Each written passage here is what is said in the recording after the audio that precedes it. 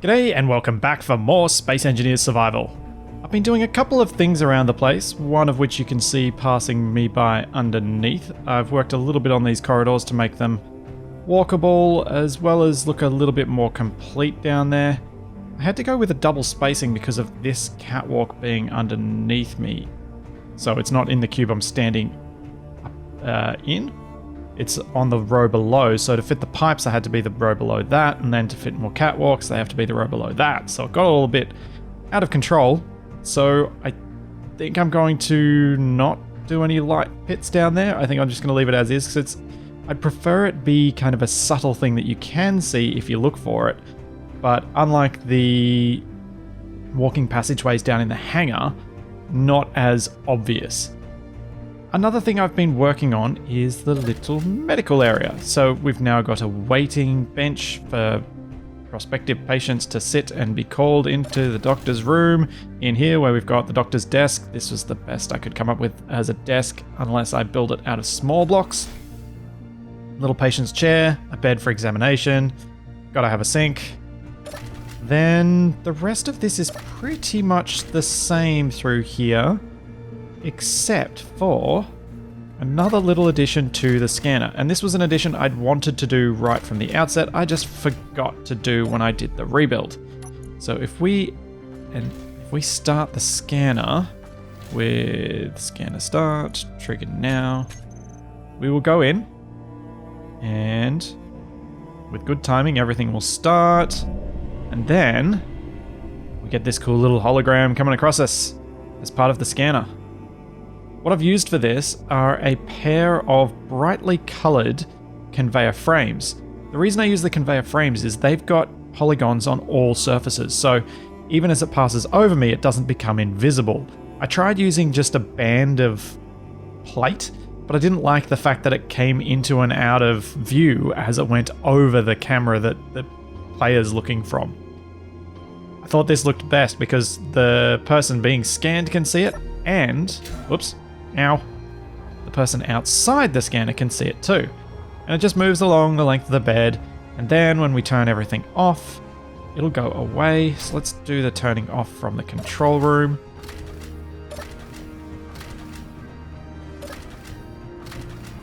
In here, off. And it all settles back into place.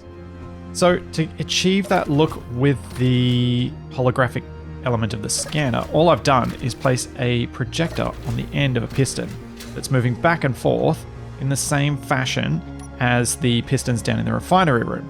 So this is just using a timer to send it out and then back and then out and then back and then out and then back as the scanner is in operation. And I think it's a nice final touch for it. Still have to decorate these corners, but otherwise I would say the medical area is reasonably complete. I might do some other adjustments as time goes on, but for now I'm going to consider this area done because we really need to get to some more progress around this base. One of the big things that happened last time that has set my progress back considerably was the fact that I lost all my groups. So areas like this corridor that were using groups to toggle these lights on and off, I have had to go in and I have had to create timers instead of groups since they're more stable.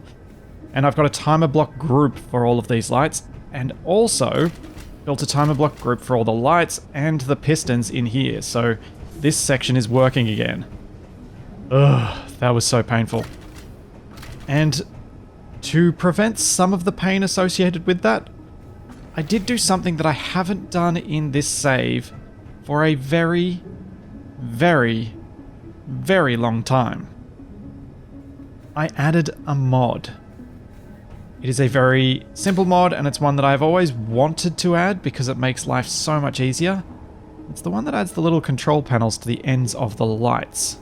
It's by Digi, and it is definitely one of his most useful mods that's quite simple, but because I needed to rename all of these blocks so that I could find them in the timer, it just made it so much simpler being able to fly up to a light, find that little control panel, and then type in the new name for the light.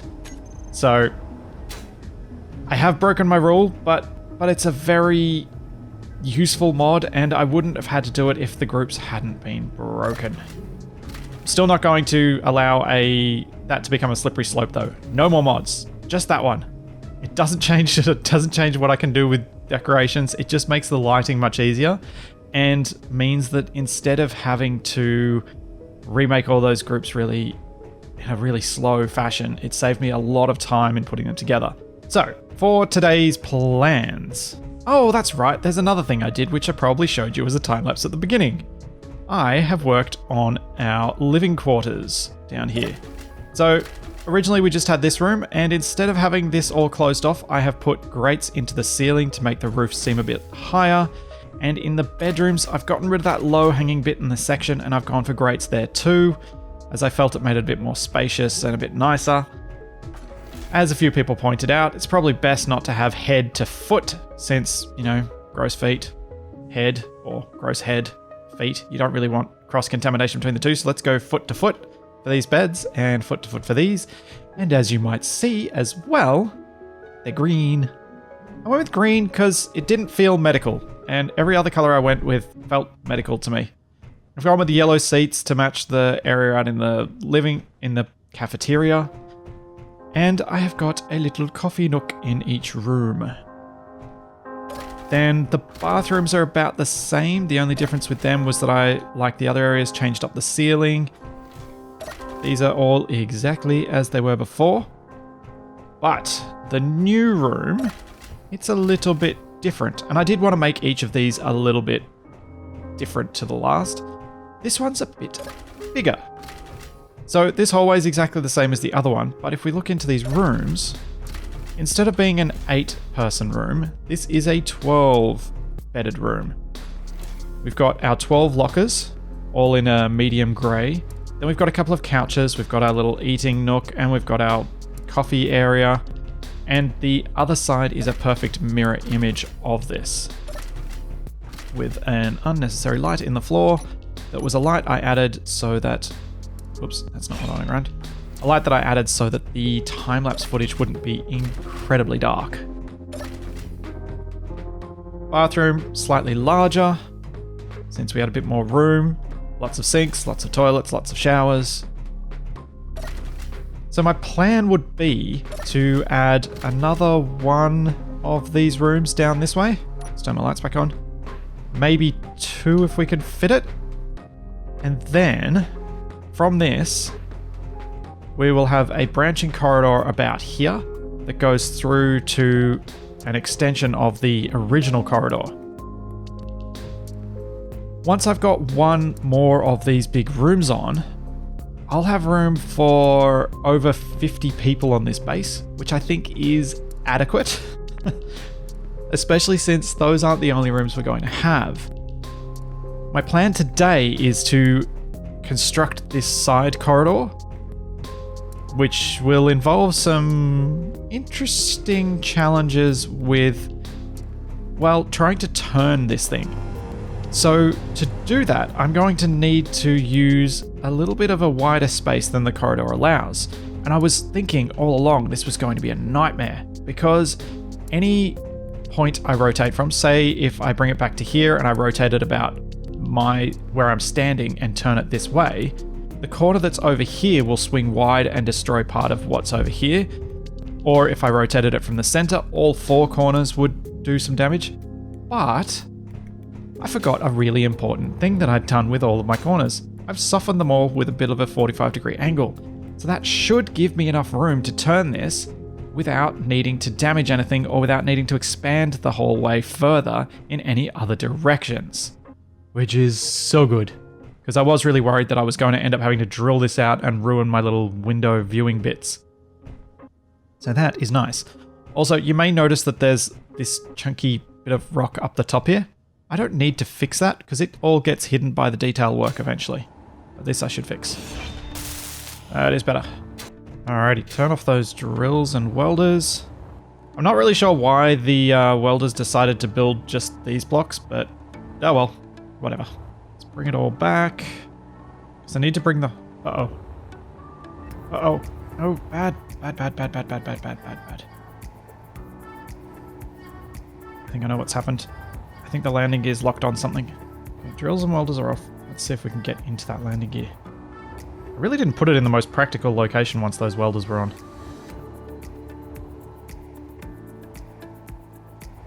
Okay. Control panel gear. Do I lock? Oh, that's not it. That is. Ooh. That should make me nervous. It's a lot of bounce. There we go. Alright, you're out of the way. Let's get back out this gap. Almost there. Might just bring one of these back a little bit further. Yeah, that should give me the right amount of room. So, if I'm going to match the other walls, what I need to do is put our angled pieces in here. Make sure that this corridor is the same width. And then hopefully be able to hand drill out enough space to move that whole thing into. My plan would be to put a little, well, a rotor down in the floor and then spin everything on that.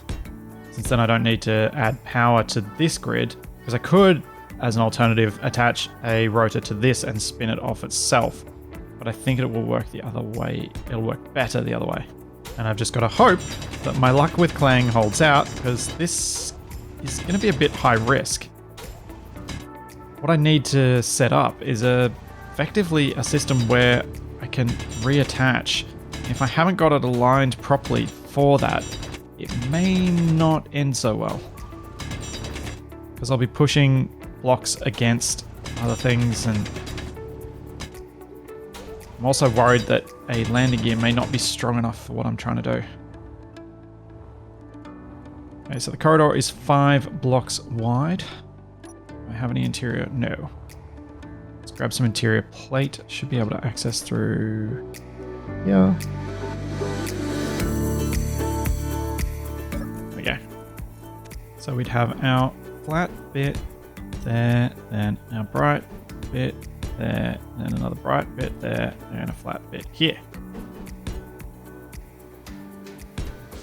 Which means getting rid of this pillar, and should be, yeah, that one. I just want to lay this out a little bit at the beginning so that I know how much space I have to work with, as I do still want the rock exposed in all the windows and that side of things. Oh, and the other thing I should point out is I have picked this location based off counting off the rest of the build. I didn't just randomly pick a hole in the wall and go with it. I did measure it out. I just forgot to record when I was measuring. Also, it's really boring watching me measure stuff. It's just counting. So I probably would have edited it out anyway. For anyone who's had a thought about how much rock I threw away by drilling out the hangar back before stone was useful for anything, I was running out of iron and I was running out of steel plate before I started digging these corridors with the drill system that I've been using. And I now have almost every component that I had ordered up from Easy's inventory manager. So I think I threw away a huge amount. Like, I was expecting to need to go and do an iron mining run at some point soon, but because of this drill rig, I haven't had to. I haven't run out of any of the basics that you get from stone. So, yeah, it's been a lot. It was a huge amount. Another thing I should probably mention is that I'm sure a few of you have realized that spinning this and pointing it down this corridor is going to take longer than rebuilding it from scratch. Where's the fun in that? This is going to be potentially quite challenging, so kind of stupid fun. That's why I'm going to do it. Alright, that should be enough of a hole for the drill rig to get into. I just wanted those blocks in there to give me a bit of a guideline. Now I can get rid of them, and then that just gives me an extra little bit of space for the drill rig as it gets turned around. Alright, so if I want to turn this thing, I think I want to have my rotor on probably this block. So if I have a rotor sitting here, to give myself enough movement to be able to reposition this, let's start with that, then go to Small piston. Actually, I need to go one higher than that, I think, just to keep clear of everything. If I start with a small piston this way, maybe I'll go like this.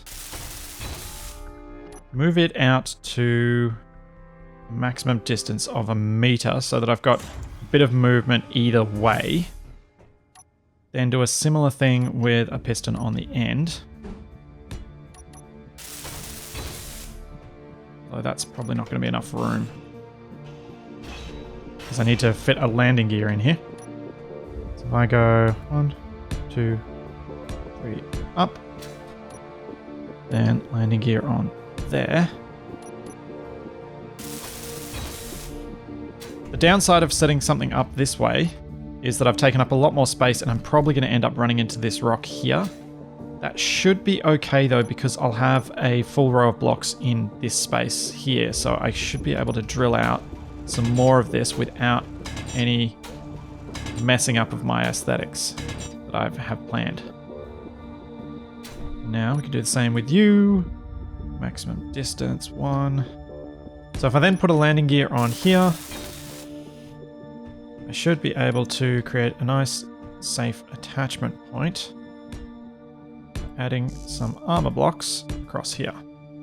Then extend this out until it locks. Increase the maximum distance. There we go. Locked. Alright, here is the scary bit, and I think I need to share inertia tensor on and share inertia tensor on. Can't do it. I think I've got it for the rotor at the moment. Yeah, I do, but I don't think the rotor will turn while I leave share inertia tensor on. And now to detach and hope things don't explode, let's get rid of this advanced rotor. There we go. Done. You reverse. You reverse. Let's get you out of the way. And now for the moment of truth. I should be able to bring this back a bit to bring this closer to the edge,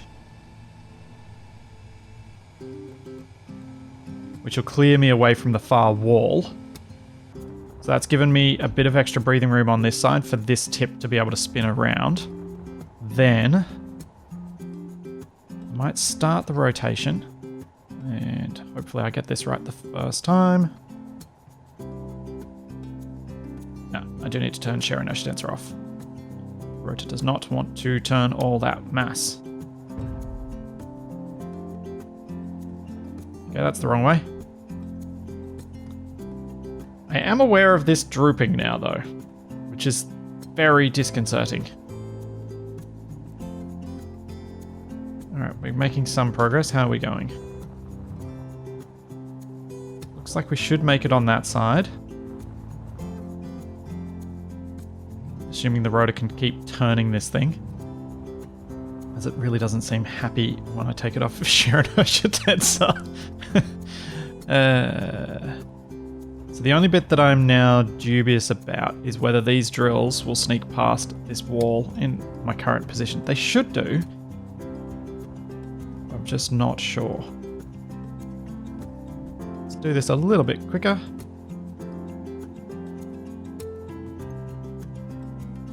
Even though the whole thing is flexing and moving in very uncomfortable ways.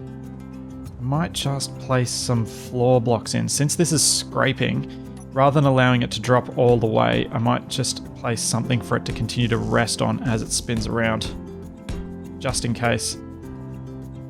That might make it a bit smoother, rather than getting caught on an edge somewhere. Looking good. Looking very good. May have just slightly trapped myself. Oh no, got plenty of room on that side. Look at that! Huh.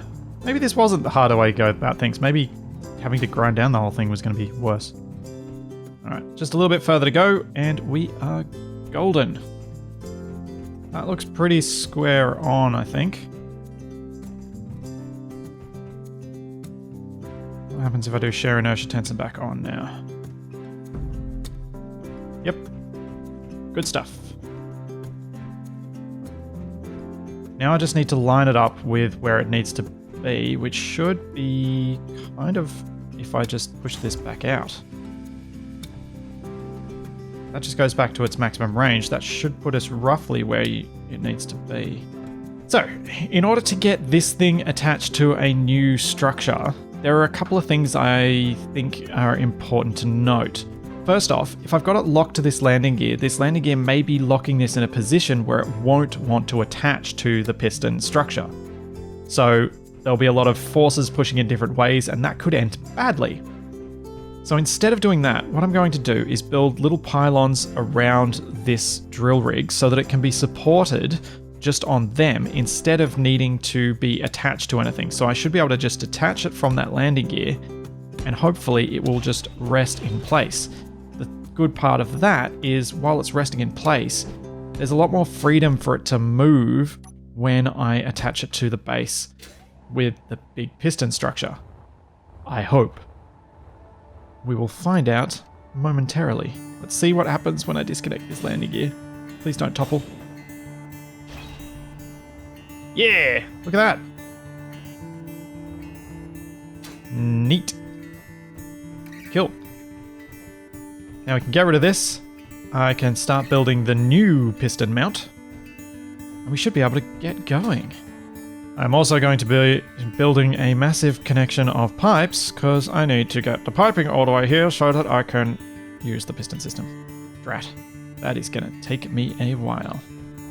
I'm hoping if I can set everything back in the wall here. So if I pop a small cargo container down here, of course I won't have enough construction components for it. So pop that in there. Let's grind that away because it's going to get in my way. I want to be able to access this cargo container, then pop a curve on top. Then our piston. That'll gain us an extra little bit of space beyond if I'd started it out in the hallway. And I'm hopeful that I placed that on the correct row of blocks. Yes. And also really hoping that I can get lucky and that I will be able to fit a rotor on top of two pistons, as that will save me a lot of time in getting this. Yes! That's what I was hoping for. So if I didn't place this all the way back here, and if I didn't use that extra little push of the piston to come that extra meter in, I probably wouldn't have been able to place this rotor, which would have meant a single piston and then the remount, whereas this way I get to go 20 meters and save myself a lot of time. Yay! So now the process that needs to happen is getting these things attached to our conveyor system, which I will probably do the right thing and bring underneath the floor here so that it continues on from all the way around here. Get rid of this whole piston contraption, since we do not need it anymore. Then we can start drilling that new hallway. And after that, it'll be mostly just a repeat of the process for the next section of hallway. Let's hope this is aligned enough that this can get hooked up. And that it doesn't explode. I'm so worried this whole thing's going to explode. After my disaster with the elevator in Survival Unlikely, I am back to being nervous about clang, which is unusual for me. Wait, oh yeah, you are.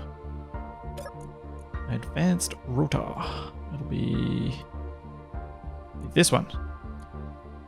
Share inertia tensor. Let's do it this way so I can see what's happening. We can see it down there. Advanced rotor, this one.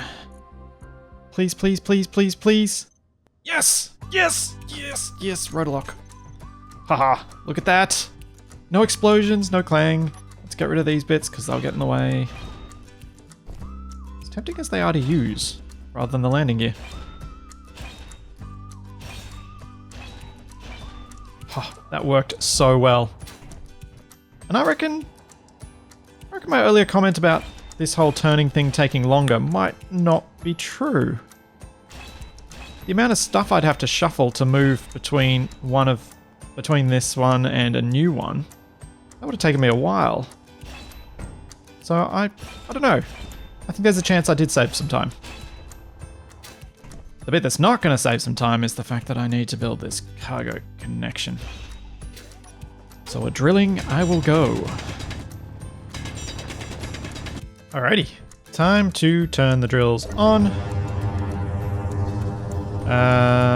Might leave the welders off for now. And then it is increase you up to 0.2 and you to 0.2.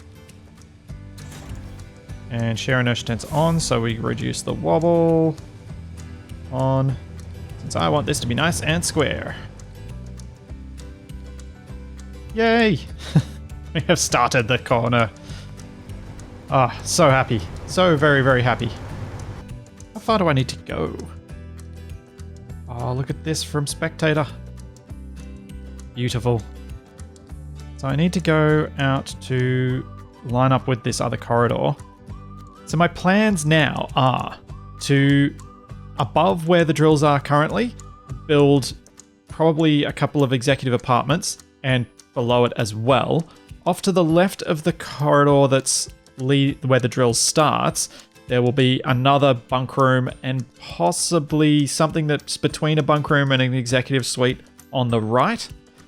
Then, when we've got the main corridor extended, off to the right of it will be the control center.